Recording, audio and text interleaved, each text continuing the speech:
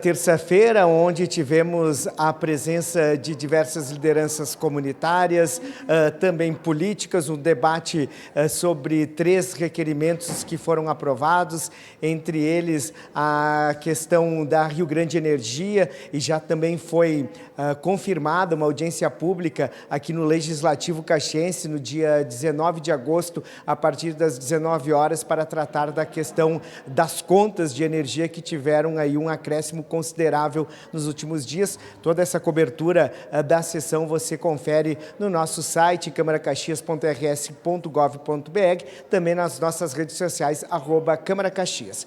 No espaço do grande expediente foi utilizado por 2 vereadoras, Sandra Boneto, que está aqui ao meu lado, do Novo, também a vereadora Daiane Melo, do PL. Vereadora, a senhora fez um balanço de algumas atividades na região administrativa de Forqueta desde 2023, a senhora foi líder comunitária, agora vereadora, importantes conquistas que foram realizadas, e também salientou a questão da emenda parlamentar para a Unidade Básica de Saúde, todo o processo de como é que funciona a destinação também desses recursos, que não era um passe de mágica que chega para o município, não vai para a vereadora, né? Então, todo esse trâmite legal que ocorre também na chegada de uma emenda parlamentar. Bom dia, seja bem-vindo.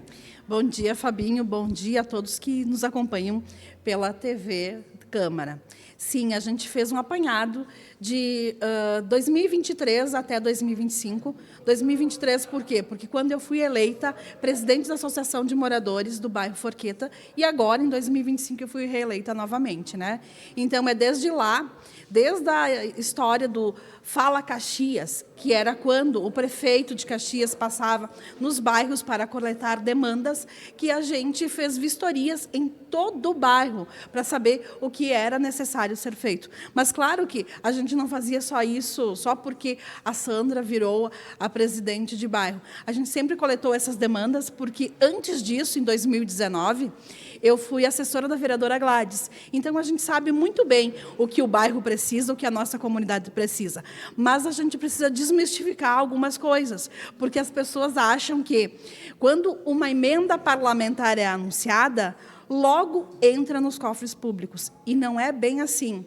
Demora todo um rito, né, de destinação, tem que ter projeto, tem que ter plano de trabalho, e também quem libera isso é Brasília, né?